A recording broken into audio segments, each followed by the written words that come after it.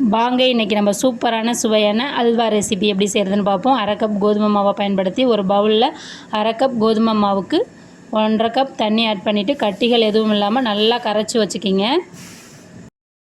இப்போ அடுப்பு ஆன் பண்ணிக்கிங்க. அடுப்பு ஆன் பண்ணிவிட்டு நான் ஒரு நான்ஸ்டிக் பேன் தாங்க இன்றைக்கி நான் யூஸ் பண்ணுறேன். நீங்கள் நான்ஸ்டிக் பேன் இல்லைன்னா ஒரு அடிகனமான பாத்திரத்தை யூஸ் பண்ணிவிடுங்க.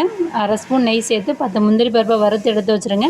அடுப்பை ஆஃப் பண்ணிவிட்டு இப்போ நம்ம கரைச்சி வச்சுருக்க மாவை ஒரு ஃபில்ட்ரு வச்சு வடிகட்டிட்டு சேர்த்துக்கலாம். கட்டிகள் எதுவும் இருக்குங்க. அதனால் இப்போ நீங்கள் அடுப்பை சிம்மில் வச்சு இந்த மாதிரி மிக்ஸ் பண்ணிகிட்டே இருக்கணுங்க. மாவு நல்லா வெந்து உங்களுக்கு திக்காக ஆரம்பிக்கும். பாருங்கள், இந்த அளவுக்கு திக்காகும். திக்கான பிறகு நம்ம அரை கப் கோதுமை மாவுக்கு 1 கப் சர்க்கரை ஆட் பண்ணிக்கலாங்க. ஸ்வீட் உங்களுக்கு ரொம்ப அதிகமாக வேணால் எக்ஸ்ட்ரா கூட நீங்கள் ஆட் பண்ணிக்கலாம்.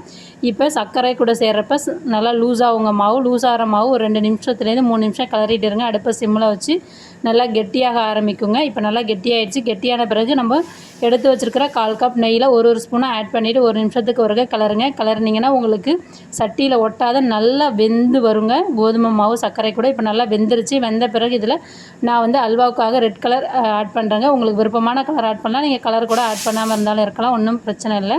இப்போ இது கூட வறுத்த முந்திரி பருப்பை ஆட் பண்ணிவிட்டு நல்லா மிக்ஸ் பண்ணுங்கள். சட்டியில் பாருங்கள் எவ்வளோ சூப்பராக திரண்டு வருது பார்த்தீங்களா. இதை வந்து ஒரு பிளேட்டுக்கு வந்து ட்ரான்ஸ்ஃபர் பண்ணிக்கலாங்க. கடையில் கிடைக்கிற மாதிரியே சூப்பராக இருக்குது பாருங்கள், நல்லா கண்ணாடி மாதிரியே. இதை நல்லா ஒரு ஸ்பூன் வச்சு ஸ்ப்ரெட் பண்ணி விடுங்க.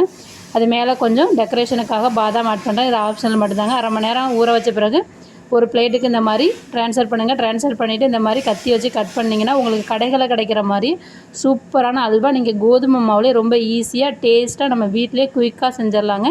இதே மாதிரி நீங்களும் உங்கள் வீட்டில் அல்வா செஞ்சு பார்த்துட்டு எப்படி இருந்ததுன்னு சொல்லுங்கள்.